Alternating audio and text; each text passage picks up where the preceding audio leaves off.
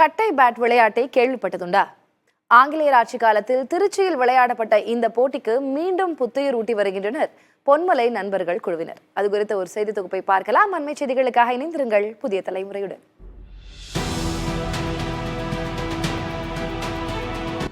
ஆங்கிலேயர் காலத்தில் திருச்சி பொன்மலை ரயில்வே குடியிருப்பு பகுதியில் உயர் அதிகாரிகள் டென்னிஸ் மற்றும் பேட்மிண்டன் விளையாடுவதை பார்த்து ஆசைப்பட்டவர்கள் கட்டை பேட் விளையாட்டை கண்டுபிடித்தனர். பிளைவுட் பலகையில் கைப்பிடியுடன் செவ்வக வட்ட வடிவில் பேட் செய்து பழைய பனியன் துணிகளை உருட்டி அதன் மீது ரப்பர் பேண்டுகளை சுற்றி பந்தாக தயாரித்து விளையாடத் தொடங்கினார்கள்.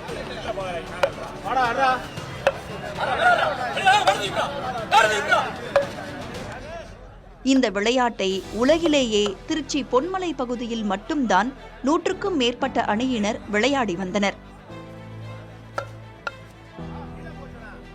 நாளடைவில் பேட் பந்துகள் எளிதில் கிடைக்க தொடங்கிய பின்னர் இந்த விளையாட்டை கைவிடும் நிலை ஏற்பட்டது. திருச்சியின் அடையாளங்களில் ஒன்றான பழமையான கட்டை பேட் விளையாட்டிற்கு புத்துயிர் ஊட்ட புறப்பட்டுள்ளனர் பொன்மலை நண்பர்கள் குழு.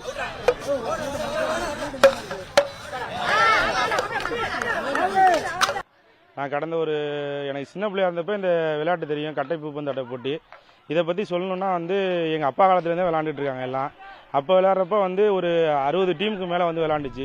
நாங்கள் இது இல்லாமல் ஃபெட்லைட் மேட்ச்சு, நைட்டு மேட்ச்சு, இப்போ பகல் மேட்ச்சு, பொங்கலுக்கு, தீபாவளிக்கு, கிறிஸ்மஸ், நியூ இயர் பண்டிகைகளுக்கு இதை விளையாண்டுக்கிட்டு இருந்தோம். நாங்கள் கிட்டத்தட்ட ஒரு 70-75 வருஷமாக இந்த விளையாட்டை தொடர்ந்து விளையாண்டுட்டு இருக்காங்க. அது வேறு எங்கேயுமே கிடையாது, இந்த பொன்மலையில் தான். இப்போ பார்த்தீங்கன்னா இது டோர்னமெண்ட்டாகவே நடத்துவாங்க.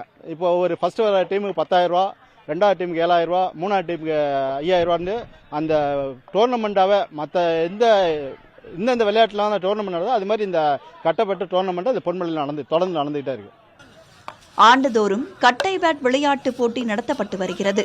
அதன்படி இந்த ஆண்டு நடைபெற்ற போட்டியில் ஒரு அணிக்கு தலா 7 வீரர்கள் என சுமார் 100 வீரர்கள் பங்கேற்றனர். இதில் 7 ஸ்டார் அணியினர் 30 புள்ளிகளை பெற்று முதலிடம் பிடித்தனர்.